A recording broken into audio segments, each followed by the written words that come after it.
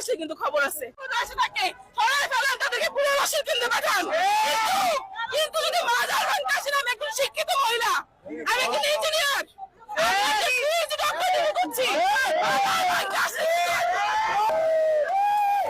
আমি বলে দিলাম আমি নিজেকে মুসলিম হিসেবে পরিচয় দিতে পারতেছি কার কারণে? যারা ইসলাম ধর্ম এখানে নিয়ে আসছে তার কারণে বংশ পরম্পরা আমরা মুসলিম। আর হিন্দু কারা? হিন্দু ধর্মকে আমরা কি আনছি আমার ধর্মে? আনতে পারি। এটা আমাদের ব্যর্থতা, এটা আমাদের ব্যর্থতা। আর সেখানে তাদের একটা বিশ্বাস আছে, আল্লাহ বানাইছে তাকে হিন্দু বানাইয়া। কারো কোনো মসজিদ ভাঙার কোনো অধিকার নাই, মন্দির ভাঙার কোনো অধিকার নাই, মাজার ভাঙার কোনো অধিকার নাই, ভাঙার কোনো অধিকার নাই।